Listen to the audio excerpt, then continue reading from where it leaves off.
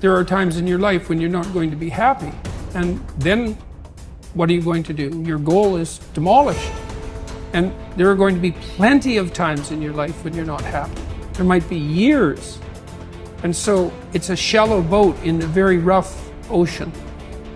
Without a plan, you're gonna stay right where you are. It's time for you to make a move. Write the rules. Be your own director. Take the power. So what's your plan? How are you willing to change? What is it that you're going to do to make a difference? Make today different than it was yesterday? What actions are you willing to take? The least we can do is consider what we've done and individually, collectively do the best we can to try and turn this thing around. I blame no one. I look in the mirror. On the other side of it, what an opportunity we have, because tomorrow's the first day of the rest of our lives. So what an opportunity we have.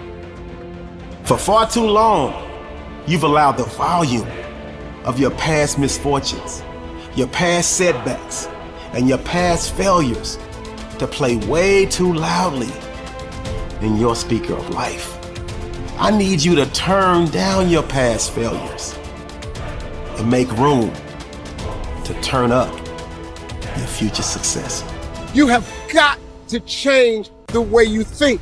It is the whole determining factor of where you go in life. We are all where we are today because we thought ourselves to this position. If you don't like the position, think yourself out of it. You know what passion is?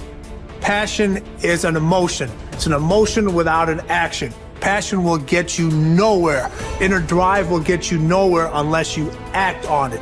You have to act on your passion. You have to act on your inner drive. Don't let those feelings stay inside of you. You got to know what to do with them. You got to know how to make them work in order to get what you want. Don't keep it inside. And so embrace the fact that you're going to have to sacrifice and suffer to some extent. Once you've embraced that it's going to happen, it's almost not that bad. Push yourself, get it done, make it happen. Stop looking for external motivation and start building that fire inside of you. Start adding more logs, more petrol to those flames every single day. And when that thing tells you to quit, you look at it in his eye and say, I ain't going nowhere. I will break you before you break me. You will not defeat me. You will not destroy me. You owe it to yourself to feel the pride of knowing you made your life. You didn't get lucky. You worked for it. You sacrificed. When it was hard, you pushed harder. We're trying so hard in our lives to fit in. We try to fit into certain groups, certain frats, certain sororities, among certain friends. Yet the people we idolize are the ones that stand out. But when you're prepared, there is no fear. There is no fear of failure, okay? Because even if you've walked out of something and you feel like you failed at it, your preparation is so strong that you're gonna take that failure and turn it into the outcome you desire. And most people stop at failure, okay? We've all failed at things. I'm going to continue to fail at stuff, right? It's the most powerful tool you can use, but it all depends on how you use it. We talk about it in Relentless, okay? A scalpel, okay? In the hands of an individual, it can do unbelievable damage. In the hands of a professional, of a doctor, it saves lives. So it's the same thing with failure. It's how you use it. It's that drive inside of you, okay? It's what we talk about, the dark side. The dark side is filled with failure, but it's the fuel that burns you like something that's never burned inside you before. Fully mature people accept that their actions have consequences. A fully functioning adult knows that he or she can choose an action, but once the action is taken, both predictable and unpredictable consequences will follow. The true adult accepts that for every cause there will be an effect. For every action, there will be a reaction. You can choose the action before you act, but you cannot choose or control the consequence or reaction afterward. Intelligent adults are very careful about the thoughts they think and the actions that they take. They do not fool themselves or engage in self-delusion.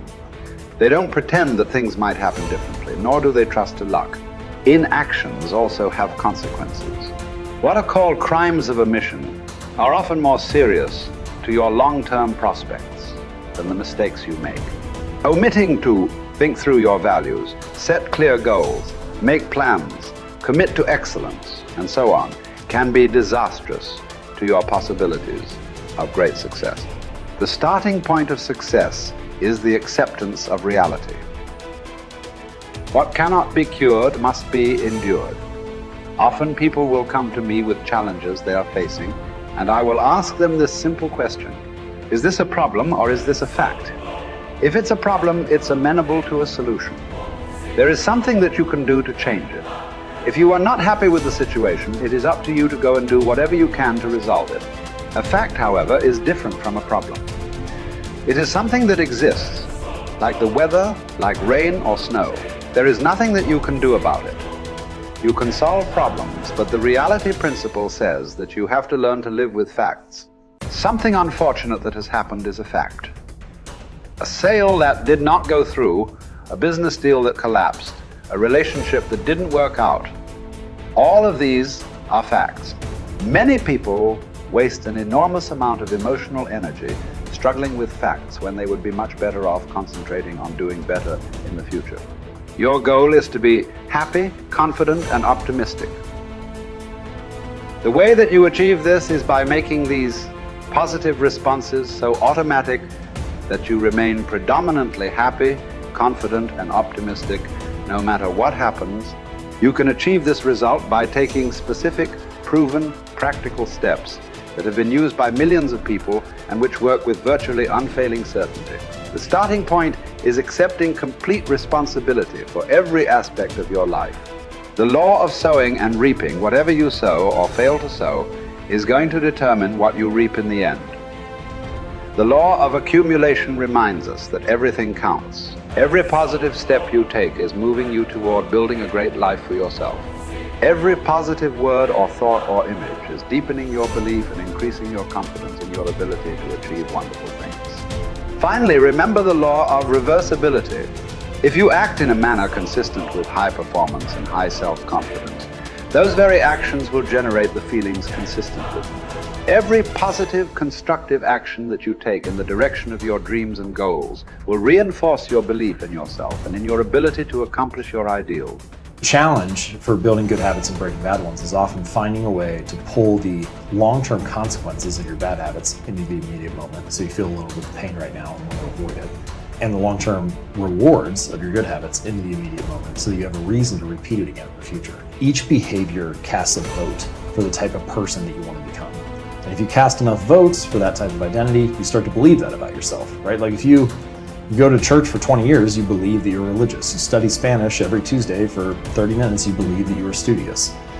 So in that way, your habits provide evidence of your desired identity. And I think that that is probably the ultimate reason that habits are so important. It's true, like habits can help you earn more money or be more productive or lose weight. And all that stuff is great. But in addition to the external results that habits provide, they also shape your sense of self. They are the engine or the avenue through which you learn to believe things about yourself. You have to have just one thing in mind: keeping on track, closing out all the noise and the clutter that gets in your way. You've got to identify your target. Let nothing stand in your way. You've got to keep your eye on the target until you've released the arrow. Let nothing capture your attention unless it's in the best interest of your ambition. If you don't keep your mind on what you're doing, if you don't keep focused on the task at hand, it could slip right on by you. Wherever you are, be there. Whatever you're supposed to be doing for the moment, do it. You can't be thinking of everything you have to do at one time, all the time. You have to concentrate on just one thing at a time, one project, one job. You have to take it one task at a time and complete it. Do what you've set out to do. Keep your mind only on that one task. Why? If you don't, you won't accomplish anything. Concentration takes a lot of discipline. It takes a lot of discipline to demand privacy, to keep the do not disturb sign on your door while you're in the middle of an important job. It takes a lot of discipline not to answer the phone every time it rings at home. That's why they make voicemail and answering machines, so you don't have to answer the phone every time it rings. Your family will appreciate an uninterrupted dinner hour. Your night work will get done a whole lot faster. Concentrate on the work at hand and demand of yourself the discipline to stay focused.